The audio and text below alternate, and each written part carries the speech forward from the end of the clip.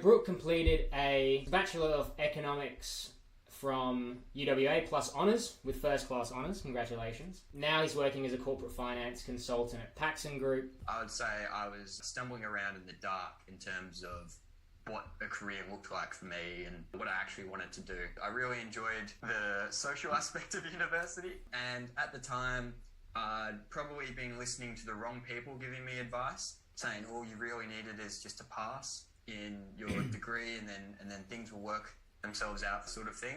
And honestly, that is great advice if I was graduating, say, in the 70s or 80s. It's not as easy just to go through cruising. So I was focusing on other things. I was really enjoying myself. I'd moved out of home. I was working at a pizza shop every now and then as a delivery driver, and I was working in sales at a baby retailer, of all places. So there's no wonder why my academic performance struggled. And then at the start of my second year, I heard, Brooke, you should be applying for internships. So I gave it a crack and I wondered why no one wanted to interview me. So I think that was a bit of a rude awakening. That's when I started, doing my own research and coming up with a plan for what I wanted to do. I still remember my resume.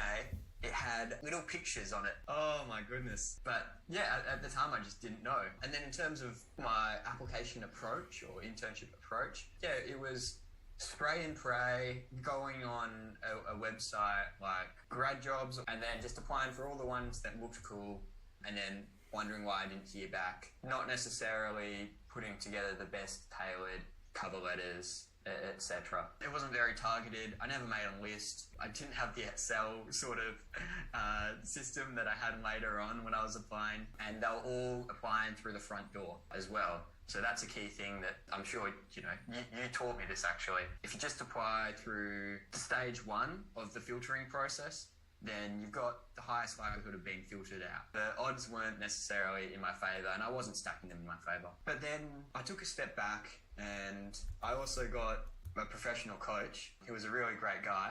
Hint, it's Mackenzie. I looked at what I really liked about research, and I really liked the being analytical and being diligent. I think those were the key aspects of that I enjoyed. And I really liked working with numbers, but I realised that I like working with financial numbers even more, because it also ties into that entrepreneurial spirit that's sort of always been there for me. Anyway, so one day I was helping a gentleman. He was looking at the car seats, and this guy looked at the car seats in a different way to all the other customers that just had me intrigued. He was looking at them, he was peeling back the materials to look at the type of plastics they were molded out of. He was picking them up and putting them upside down to look at any marks that were underneath. And just so you know, like, the average parent-to-be looking at a car seat looks at it, feels it, does it feel soft? Most of them don't even like touching the product. They're just sort of standing 1.5 meters socially distanced back from the car seat and just stare at it. But no, this guy was giving it all. I'm like, what's with this guy? And so I walk up to him and I was like, hey mate, how you going? Are you an engineer? And then he said, oh, that's actually funny you ask. I studied engineering, but I do finance now. Like, what makes you say that? And then I explained, the way that you're looking at the car seats, you're looking at it like a very analytical engineer person. He told me he was in corporate finance and used to be an investment banker. He seemed really happy because the next time he came into the store, he had his wife and his mother-in-law. He walked into the store, he came up and found me, and then he was like to them, oh, this is the guy that I was telling you about that really helped me with the car seat. So I could tell that I'd really built some rapport with him, or he felt pretty satisfied by my customer service. So we got to talking again, and he was fortunate enough to catch up for coffee with me. That's when I decided, corporate finance. I think it would have been maybe, March or so, I became a client of yours, April. I remember coming back from Indonesia, listening to a few different podcasts, and on one of them, I just really started to learn the value of a coach. You don't see any elite sports athletes that don't have a coach, right? And that also translates to all other areas in life. Like, nearly every executive has their executive coaches. If you want to go to the gym, you can go to the gym by yourself, get great results, but having someone spot you, having someone check and keep you accountable, make sure you're measuring your progress, you're going to get better results. There's also the unknown unknowns. Like, you don't know what you don't know. And someone who's, gone through and blazed that trail before, they will be able to see these unknown unknowns for you, your blind spots maybe, and help you realize them, fix them, and be more effective. Basically, getting a coach is just like a shortcut, right? And that's incredibly valuable, especially if you were in my shoes and you were hoping to, go from an uncompetitive candidate to a competitive candidate over the course of that time. So I signed up with Mackenzie. Very, very fortunate I found him, and I started implementing your system as well. And I started getting a few wins around there where I was making it to, first of all, I got my first interview. And then I was making it to the first final rounds of interviews at several different roles. And then finally just having some confidence because I had a system in place where I was applying for different positions that I was excited about, and being able to get further and further through that process was something that just kept me motivated. So I got an offer at a Fortune 500 company that, when going into it, I thought it was my dream role, and I turned it down.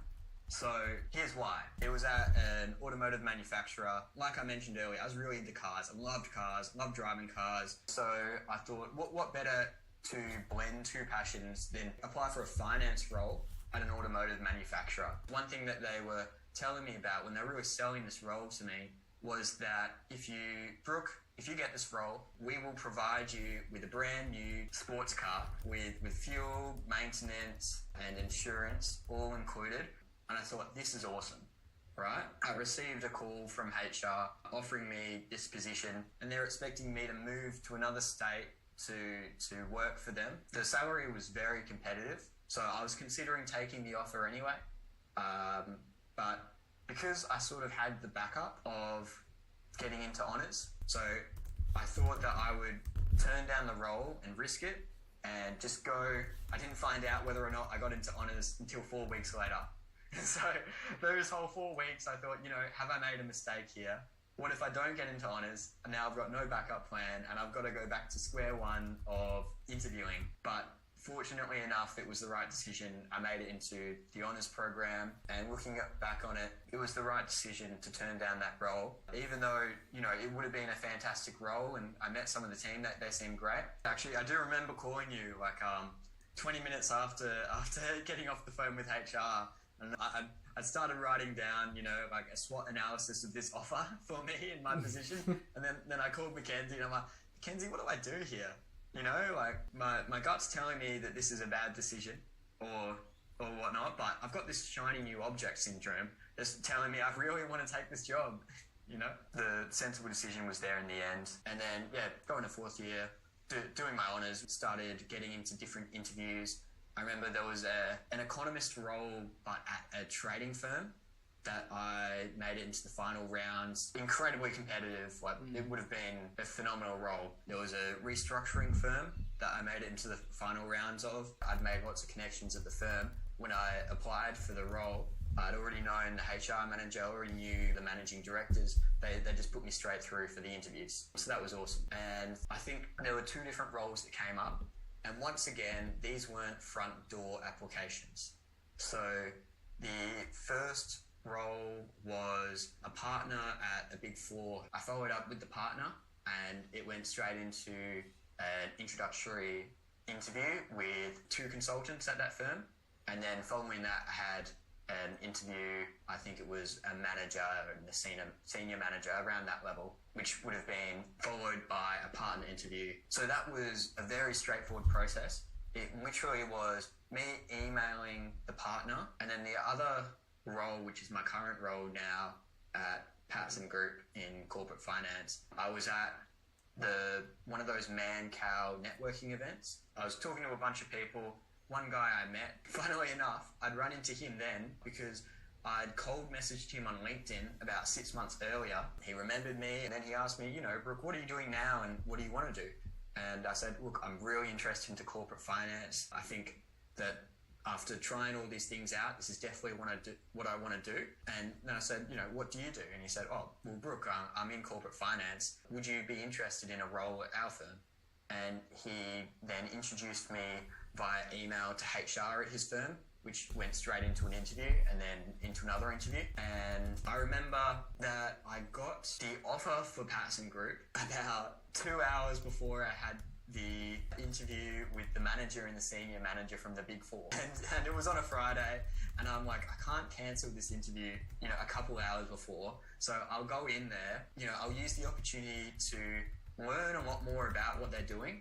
I also asked them some advice for my thesis, because there were some tax things that I weren't sure of. And I'm like, isn't this a fantastic way to get some consulting advice without the charge out fee? And I got to know the guys a lot more. They're honestly a great team over there, and I would have really fit in there. But after hearing about, the work they do, the corporate finance role was definitely a no-brainer for me. They didn't seem offended at all. In fact, they were like, well, no worries. We understand your situation. That suits us perfectly. We're going to head to Friday drinks now.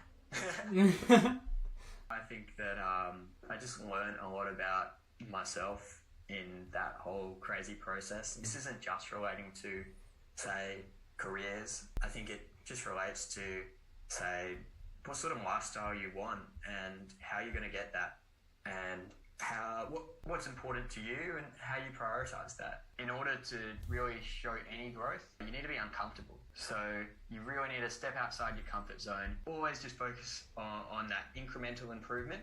If something is uncomfortable to do, it's probably good if you know it's towards your goal, and you should make sure you do it.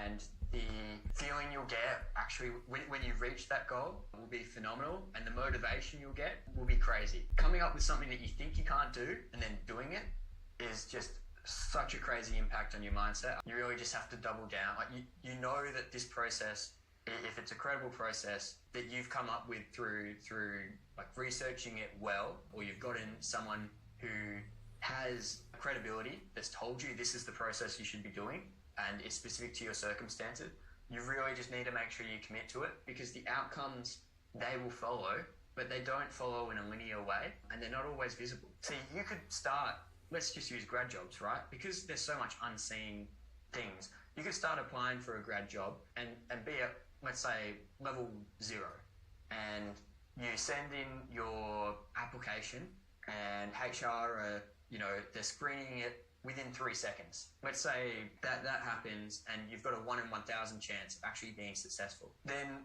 you improve your resume, you're really working on yourself, and you send in your CV again, and it gets screened from HR. Then they pass it to the interviewing team, and you're on the shortlist, and then they just don't put you in the interview pile. You've gone from, say, a 1 in 1,000 chance for that role to 1 in maybe 50 or 1 in 100, but you don't see that. All you see is, oh, I worked on myself, I worked so hard, I've now applied for more interviews, but I'm still getting no response. And then you work on yourself further to that next level, and whatever it is, maybe you've worked on some more skills, taken a course, done an adjacent internship, and then finally you land your first interview. And it's not until the work that you've been doing for what might feel like for ages with no results, and then you get your first result, it'll just be so much it'll be so worth it. So you just need to trust the process. It can feel awful when you're getting no positive external feedback, but you really need to get the intrinsic motivation and the process working for you. And after committing to that for long enough, you will see the fruit. It's just the fruit from your labor doesn't come straight away, unfortunately. Make sure you come up with a crystal clear plan of what you want to do. Feeding into that, you need to understand yourself, what you like doing and what's out there and what matches. I'd say that a mentor or a coach can really help you with that. And secondly, just do it.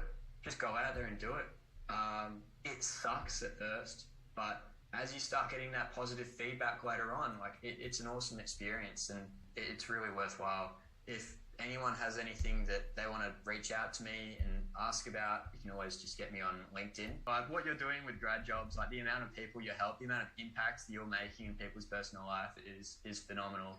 It's more than, anyone that I really know personally. So what you're doing is fantastic. So I'm more than happy to. I'm just glad to be a part of this and glad I have the opportunity to give back.